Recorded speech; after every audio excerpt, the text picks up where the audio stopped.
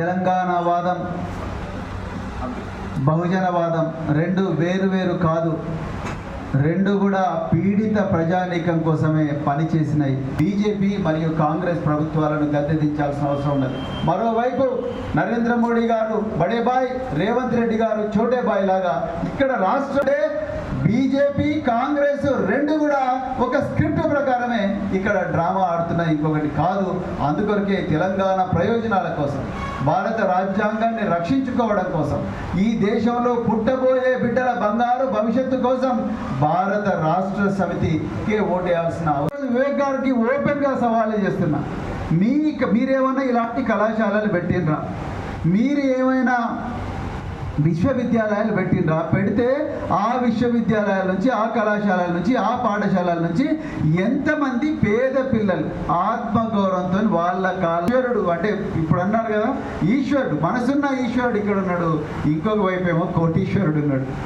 మరి ఇదే సుమన్ గారు 2014 కూడా మరి అదే వివేక్ గారికి మరి పోటీగా నిలబడ్డారు. ఆ రోజు కూడా అదే అన్నారు ఆయన, 100 కోట్లు ఒకవైపు, 100 కేసులు ఇంకొక వైపు.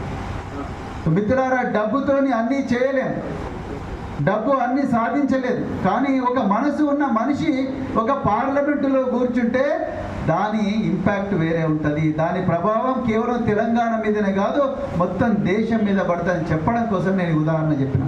ఇలా కొప్పుల ఈశ్వర్ గారి నేతృత్వంలో మొట్టమొదటిసారి తెలంగాణలో సాంఘిక సంక్షేమ లా కళాశాల వచ్చింది, సాంఘిక సంక్షేమ సైనిక పాఠశాల వచ్చింది. ఇక్కడే చొప్పదండి దగ్గర రుక్మాపూర్ ఉంటుంది, రుక్మాపూర్లో, ఆ రుక్మాపూర్ నుంచే బల్క సుమన్ గారు చదువుకున్నారు.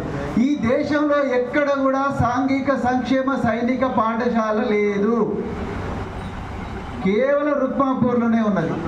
దేశంలోనే చెప్తున్నా, నేను ఛాలెంజ్ చేస్తున్నా, అది కొప్పులేశ్వర్ గారి పుణ్యమే.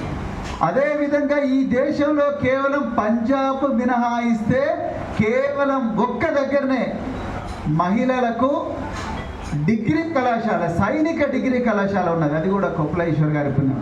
నేను వారిని తీసుకొని కూడా పోయినా సైనిక కళాశాల.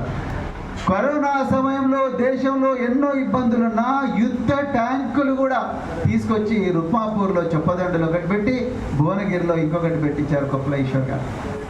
పెద్దపల్లి పార్లమెంటు నియోజకవర్గంలో ఉండే ప్రతి ఓటర్కు బహుశా కొప్పుల ఈశ్వర్ గారి గురించి కొన్ని విషయాలు తెలియకపోవచ్చు, కానీ ఈరోజు చెప్పే అదృష్టం, అవకాశం నాకు వచ్చినందుకు నిజంగా గర్వపడుతున్నాను.